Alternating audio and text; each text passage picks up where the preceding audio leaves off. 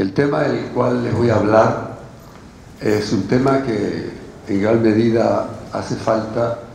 reconocer la cara, mirarnos a los ojos, porque iniciar el cierre de las jornadas sobre las reglas de Mandela plantea muchos desafíos. Una, hablar del contenido de las reglas de Mandela, que sin duda los expositores van a poder hacer de una manera clara, detallada, con mucha precisión e inclusive con algunos ejemplos de buenas prácticas y sobre todo alentando su aplicación a partir de resultados concretos que se hayan verificado en nuestro país y en otros países, más allá de la importancia y los imperativos de tipo jurídico y ético que significa, diríamos, respetar esas reglas mínimas vinculadas al tratamiento de las personas detenidas. Entonces, no voy a hacer mención a cada una de sus reglas, simplemente lo que sí diría es que las que se aprobaron en 1957 eran insuficientes. Era otro mundo, era otro país, era otra la concepción sobre las detenciones, sobre las prisiones. Había parámetros internacionales muy débiles con respecto a cómo cada uno de los países tenía que tratar, tenía que ofrecer como condiciones para las personas privadas de libertad. Es probablemente un enorme progreso la circunstancia que sea la Asamblea General la que las revisó y a fines del año pasado, casi principio de este año, se pudieron aprobarse para que hoy los estándares sobre el tratamiento de las personas detenidas sea considerablemente más elevado desde el punto de vista de las garantías en los procesos de detención como en las condiciones mismas en que se encuentran las personas detenidas y las posibilidades reales de una recuperación y reinserción dentro de la sociedad. Vale decir que la reclusión aquí tiene también una dimensión post-detención en sí misma. Y creo que es un progreso, es un avance. Esto no significa que en la práctica el tema carcelario, el tema esté resuelto. El mundo presenta enormes déficits en materia de reclusión, en materia de prisiones y todavía América Latina sigue siendo uno de los continentes donde los esfuerzos no pueden decir que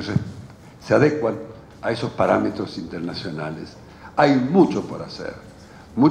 no solamente en la norma, sino también en la aplicación y en la práctica. Yo pude participar al inicio de estas reuniones, de este seminario, de este coloquio, de esta serie de reuniones, en una muestra, diríamos, de pintura, una muestra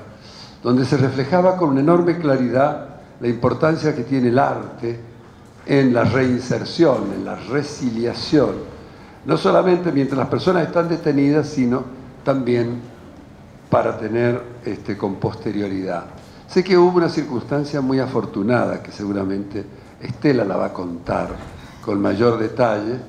que precisamente una de las personas que tenía uno de los cuadros que estaban expuestos en esa muestra, creo que luego salió en libertad. Vale decir que ese encuentro, que fue la inauguración de estas jornadas, tuvo un hecho muy auspicioso y realmente muy inspirador de buenas prácticas. Ahora bien, creo que todo lo demás ha sido dicho y será dicho y sin duda con una enorme precisión. A mí me interesa reflexionar con ustedes sobre dos cosas esencialmente. ¿Por qué las reglas de Mandela? Y realmente qué pasó con Mandela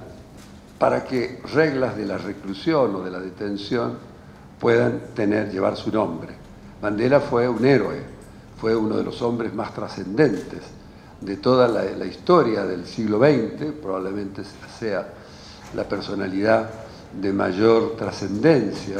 por las características, por lo que vivió,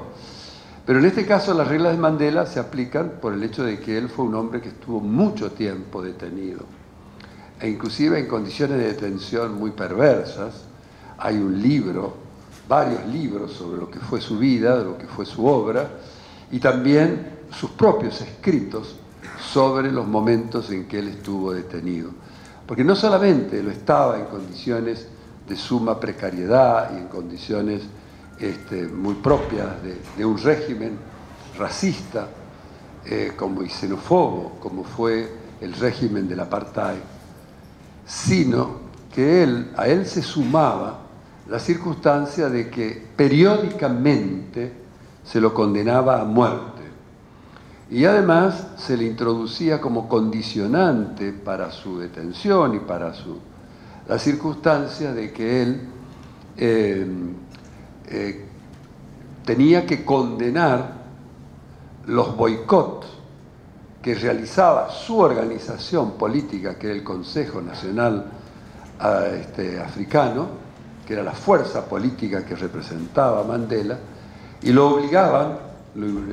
le hacían una enorme presión, le decían: te vamos a adelantar la condena a muerte, te vamos a ejecutar inmediatamente si vos no condenás las actividades de resistencia al régimen racista y el imperialismo que representó África del Sur en ese contexto. Lo cierto es que yo recuerdo, a mí me tocó una época en donde mi pasaje por el exilio, después fui experto de Naciones Unidas mucho tiempo y también estuve dentro de la diplomacia ya en aquellos años. Nuestra principal fuente de inspiración era parar la ejecución de la pena de muerte de Mandela. Pasábamos haciendo esfuerzos, primero de la ONG, también como experto, como gobierno, como representante, como embajador, haciendo esfuerzos para poder frenar esa ejecución. Entonces todos los años pedíamos, sea en la Comisión o Subcomisión de Derechos Humanos, sea como organismo, sea una fuerte corriente de opinión pidiendo que se le otorgara el premio Nobel,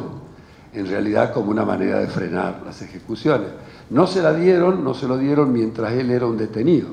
pero sí se lo dieron más tarde cuando él fue presidente y pudo pacificar su país y construir un perfil único de un país que salía de las peores prácticas,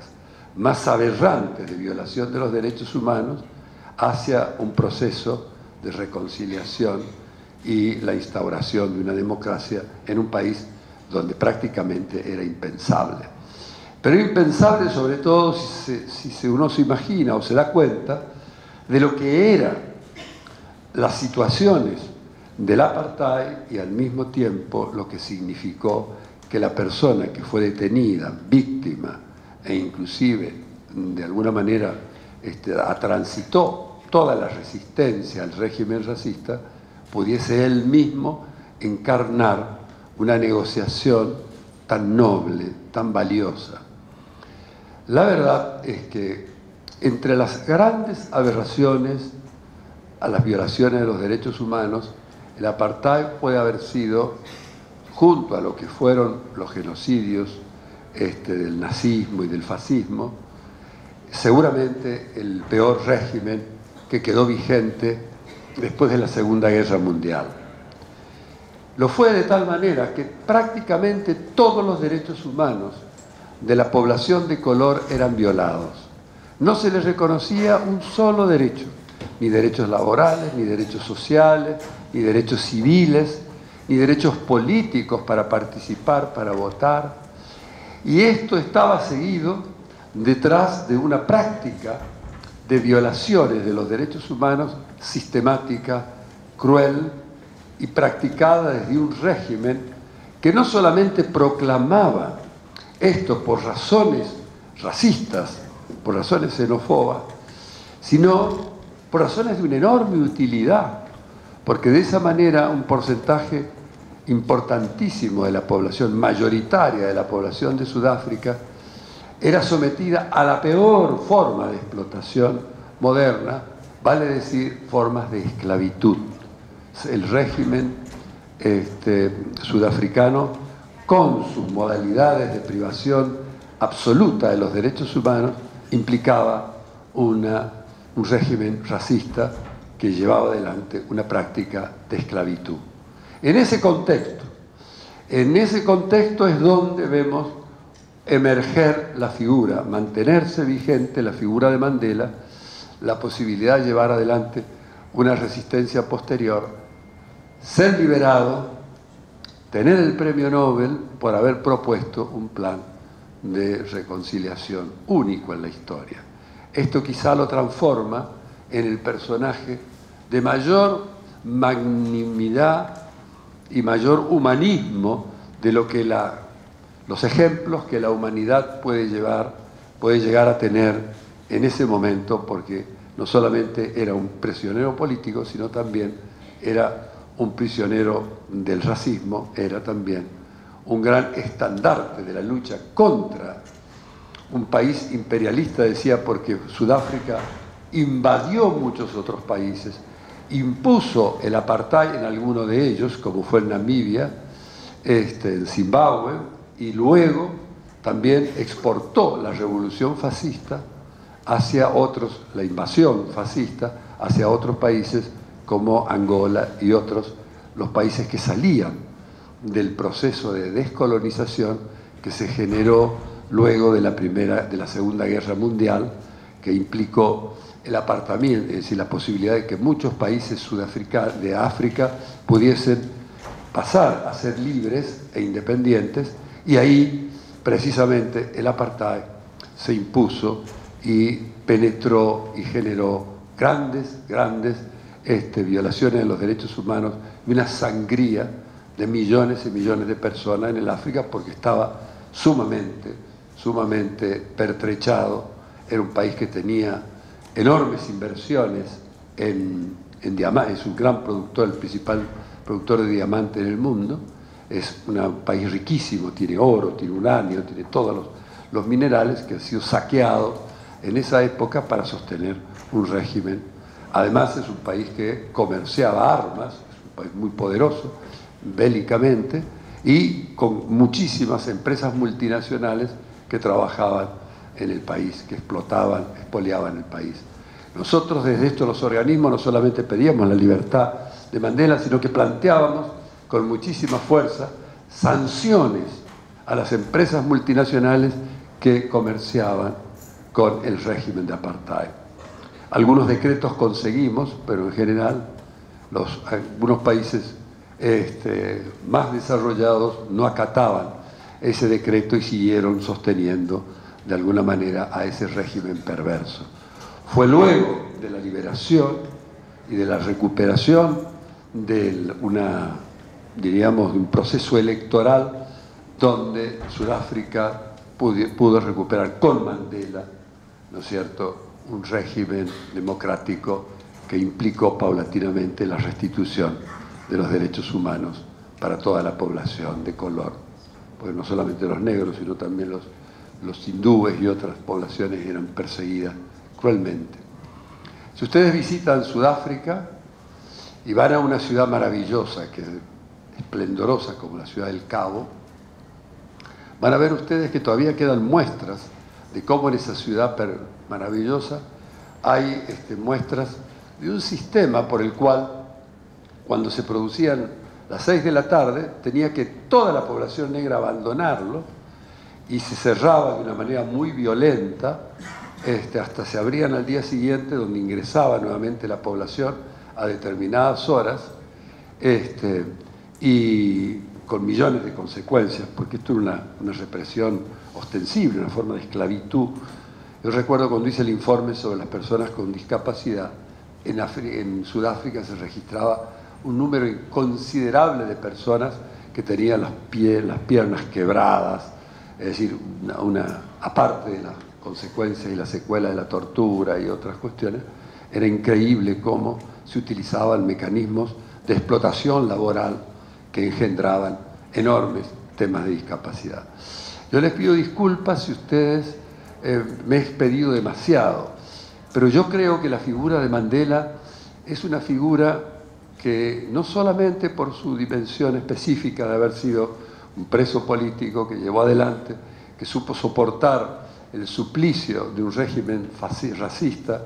sino también por las condiciones en que estuvo detenido, la sentencia de muerte que tuvo que enfrentar con lo que significa esos pabellones de la muerte que son previos a las ejecuciones, las extorsiones de que fue víctima, sino también por lo extraordinario que fue su vida y lo que nos puede inspirar a todos. Yo creo sin duda de que fue uno de los hombres, o el hombre, más importante del siglo pasado.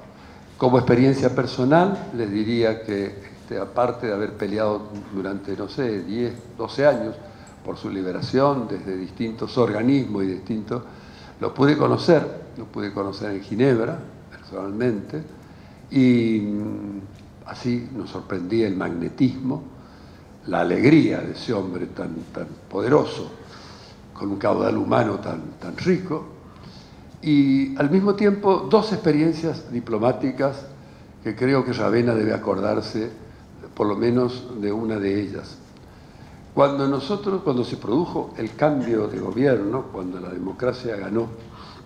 en Argentina en el 83,